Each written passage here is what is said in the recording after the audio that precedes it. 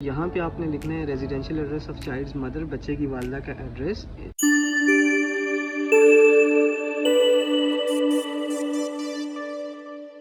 बिस्मिल्लाहिर्रहमानिर्रहीम, अस्सलाम वालेकुम। आज की वीडियो में हम बात करेंगे कि बर्थ सर्टिफिकेट कैसे अप्लाई किया जाता है, उसके लिए रिक्वायर्ड डॉक्यूमेंट्स कौन कौन से होते हैं, आपने फॉर्म कहाँ से लेना है और कहाँ पे सबमिट करना है, और आपको बर्थ सर्टिफिकेट कितने दिनों के अंदर मिलेगा। तो ये सारा प्रोसेस जो है मैं स्टेप बाय स्टेप इस वीडियो के अंदर डिस्कस करूँगा। तो चलिए शुरू करते हैं स्टेप नंबर 1 से। बर्थ सर्टिफिकेट बनाने के लिए जो सबसे पहला स्टेप होता है वो होता है मतलूबा कागजात। ठीक है, you will have to gather required documents, जिनमें सबसे पहले चाइल्ड्स बर्थ प्रूफ आ जाता है।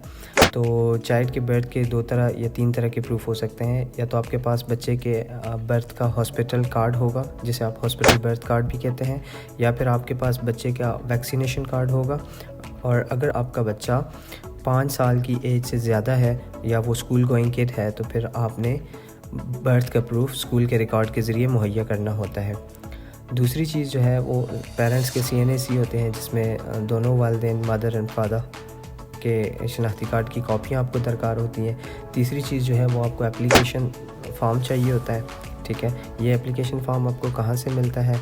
तो ये आप अपने विलेज काउंसिल के दफ्तर से या किसी भी करीबी स्टेशनरी से हासिल कर सकते हैं। ठीक है, उसके बाद आपने उस फॉर्म को फ़िल करना पड़ता है, जिसके लिए मैं आपको इस वीडियो में बताऊंगा।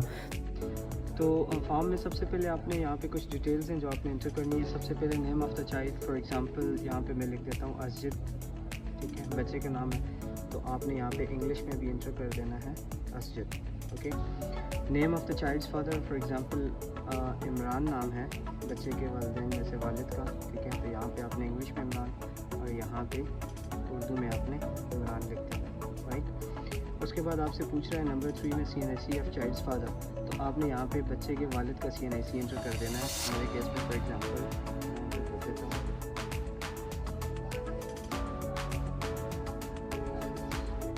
उसके बाद जो है पासपोर्ट का आपने मेल कर देना है, क्योंकि आप NIC के थ्रू अप्लाई कर रहे हैं। रेजिडेंस परमिट नंबर आपने यहाँ पे कुछ नहीं लिखना, बच्चे की वालिदा का नाम लिखना है। फॉर एग्जांपल यहाँ पे हम लिख देते हैं शगुफ्ता,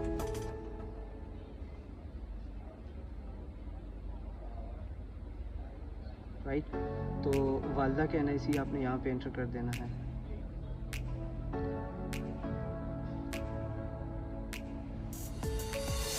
उसके बाद पासपोर्ट और रेजिडेंस परमिट का आपने मेल कर देना है।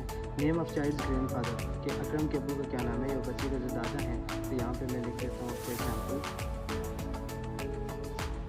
अकरम लिख देते हैं, राइट। बहुत अच्छा। बच्चे के दादा का CNAC अगर तो अवेलेबल है आपने लिख देना है, अगर तो आपके पास अवेलेबल नहीं है तो आपने उसको खाली छोड़ देना है, राइट। उसके बाद नंबर 8 में आपसे पूछ रहा है बच्चे का जेंडर। ठीक है, अगर तो मेल है तो आपने यहाँ पे मेल लिख देना है, फीमेल है तो फीमेल, अगर तो कोई और जेंडर है तो आपने यहाँ पे मेंशन कर देना है। मेरे केस में असजिद एक मेल है, तो मैं यहाँ पे मेल पे टिक कर दूँगा, लिख दूँगा। डेट ऑफ बर्थ बच्चे की आपने लिख देनी है, फॉर एग्जांपल मेरे केस में 8 जुलाई 2021 है। प्लेस ऑफ बर्थ आपने लिख देनी है, अपने डिस्ट्रिक्ट का नाम लिख देना है, राइट। मेरे केस में मंसरा है, मैं मंसरा लिख देता हूँ। नेम ऑफ द हॉस्पिटल जहाँ पे बच्चे की पैदाइश हुई है, अगर तो हॉस्पिटल में बच्चे की बर्थ हुई है तो आपको हॉस्पिटल का नाम, अगर तो हेल्थ केयर सेंटर में हुई है तो आपने हेल्थ केयर सेंटर का नाम लिखना है। मेरे केस में एट होम बर्थ हुई है तो मैं यहाँ पे अपने गांव का नाम लिखूँगा, फॉर एग्जांपल,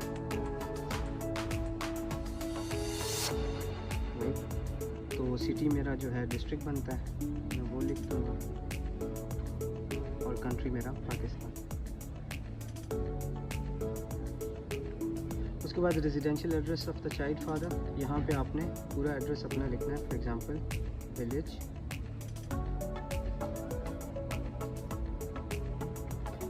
और अपने डिस्ट्रिक्ट का नाम मेंशन कर देना है।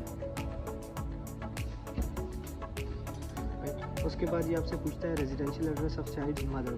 ओके, तो यहाँ पे आपने लिखना है residential address of child mother, बच्चे की वालिदा का address, in case she is living separate from child's father. अगर तो वो बच्चे के वालिद के साथ नहीं रह रही तो फिर आपने ये लिखना है। हमारे केस में हम साथ रह रहे हैं तो यहाँ पे हम डेश कर देंगे, मेल कर देंगे। Date of child upon birth, बच्चे की पैदाइश के वक्त हालत क्या थी, बर्थ, डाइड या वो फोत हो गया था, तो इसको आपने नहीं कर देना है। लाइव बर्थ के अंदर नेम ऑफ द चाइल्ड, यहाँ पे दोबारा आपने बच्चे का नाम मेंशन कर देना है। यहाँ पे मैं लिख देता हूँ Asjid, right. Okay, in case of still birth of death, अगर बच्चे की पैदाइश के दौरान डेथ हो गई थी तो आपने लिखना है, लेकिन हमारे केस में ऐसा नहीं है, हम इसको खाली छोड़ देते हैं, तो एक नील कर देते हैं, जहाँ पे आप कुछ नहीं लिखेंगे वहाँ पे आपने देश पुट करनी है। In case of the child born outside the jurisdiction of concern village, अगर तो बच्चे की पैदाइश मुतलका इलाके से बाहर हुई है तो फिर आपने वो वाला इलाका मेंशन करना है, हमारे केस में ऐसा नहीं है, हम इसको देश कर देंगे, खाली छोड़ देंगे। In case of child born abroad, अगर बच्चे की पैदाइश मुल्क से बाहर होती है, ठीक है, तो वो पाकिस्तान एम्बेसी में कब रजिस्टर हुआ है ये आपने मेंशन करना है, या हाई कमीशन या कॉन्सुलेट में, हमारे केस में हमने इसको खाली छोड़ देना है। ओके, एंड 16 पे आते हैं नेम ऑफ द एप्लीकेंट, यहाँ पे आपने जो बंदा दरख्वास्त दे रहा है उसका नाम लिखना है। फॉर एग्जांपल अगर बच्चे की वालिदा दरख्वास्त दे रही हैं तो आपने वालिदा का नाम, अगर उसके वालिद दरख्वास्त दे रहे हैं तो आपने उसके वालिद का नाम मेंशन करना है। मेरे केस में इमरान एप्लीकेंट है तो मैं यहाँ पे दोबारा बच्चे के वालिद का नाम मेंशन करूँगा, आ जाएगा इमरान, राइट, यहाँ पे मैं ऊपर में लिखता हूँ, राइट। दोबारा आपने CNIC इंटर करना है, सेम उसी तरह, राइट। उसके बाद relationship of applicant with child, बच्चे का दरख्वास्त देने से रिश्ता क्या है, तो हमारे केस में वालिद है, इमरान असद का वालिद है, और उसका कॉन्टैक्ट नंबर क्या है, तो आपने यहाँ पे कॉन्टैक्ट नंबर लिख देना है, राइट। कॉन्टैक्ट एंटर करने के बाद इन केस ऑफ ऑर्गेनाइजेशन, अगर तो दरख्वास्त देना जो है वो कोई ऑर्गेनाइजेशन है, कोई स्कूल दरख्वास्त दे रहा है या कोई इदारा दरख्वास्त दे रहा है, हमारे केस में हम इंडिविजुअल हैं, हमने मेंशन कर लिया है, तो इसको आपने खाली छोड़ देना है, यहाँ पे हमने डैश कर देना है, राइट। उसके बाद आपका फॉर्म मुकम्मल हो जाता है। उसके बाद डिक्लेरेशन है, बयान अल्फ़ी है, ठीक है, कि मैंने जो भी लिखा है इसमें बताया है तो वो सही है मेरे इल्म के मुताबिक, तो कोशिश करनी है आपने किसी डेट के अंदर, किसी नाम के अंदर कोई गलती नहीं करनी, स्पेलिंग्स ठीक रखने हैं। उसके बाद डिक्लेरेशन के ऊपर या तो आपने अपना दस्तखत कर देना है या आपने वहाँ पे अपना अंगूठा लगाना, मेरे केस में मैंने दस्तखत कर दिया, राइट। उसके बाद ये अटेस्टेशन, आपने इस पूरे फॉर्म की अटेस्टेशन करवानी पड़ती है, जो कि आपके अपनी विलेज काउंसिल के मुताबिक किसी भी चेयरमैन या मेम्बर ऑफ द काउंसिल से करवा सकते हैं। फॉर एग्ज़ाम्पल तस्दीक कुनिंदा का नाम मैं लिख देता हूँ, फॉर एग्जांपल अगर फैसल हमारे केस में चेयरमैन है, उसको ओहदा क्या है, फॉर एग्जांपल मैं लिखता हूँ किसान काउंसलर, राइट, ओके। शनाख्ती कार्ड नंबर आपने उनका लिख देना है, ठीक है, या वो खुद लिखेंगे, राइट। उसके बाद आपने राब्ता नंबर यहाँ पे जो बंदा अटेस्टेशन कर रहा है उसका लिख देना है, ओके। ये सब लिखने के बाद आपने मुतलका जो बंदा अटेस्टेशन कर रहा है उसका साइन एंड स्टैम्प यहाँ पे आप ले लेना है, राइट, ये इसका साइन और यहाँ पे आपने स्टैम्प से लगवानी है। ये आपने ख़ुद नहीं करना, ये जो बंदा तस्दीक कर रहा है फॉर्म की वो करेगा। तो यहाँ पे आके आपका फॉर्म फिलिंग का जो प्रोसेस है वो मुकम्मल हो जाता है। तो लास्ट स्टेप है वो सबमिशन का है। आपने ये एप्लीकेशन फॉर्म, बच्चे के बर्थ का प्रूफ और पेरेंट्स की CNIC की कॉपियाँ और अटेस्टेड एप्लीकेशन फॉर्म, ये चीज़ें लेकर आपने चले जाना है अपनी विलेज काउंसिल के ऑफिस। वहाँ पे आपने ये फॉर्म सेक्रेटरी साहब को सबमिट कर देने हैं एंड आपको वहाँ पे फ़ी पे करनी पड़ती है।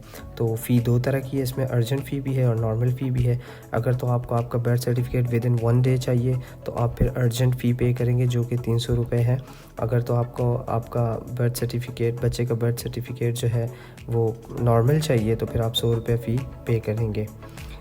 And finally, within 1 to 7 working days depending upon the urgency of your application, आपको आपके बच्चे का बर्थ सर्टिफिकेट मिल जाता है। उम्मीद है ये वीडियो आपको पसंद आई होगी। प्लीज़ मेरे चैनल को सब्सक्राइब कीजिए, लाइक एंड शेयर ज़रूर कीजिए। Thank you so much. अल्लाह हाफिज़।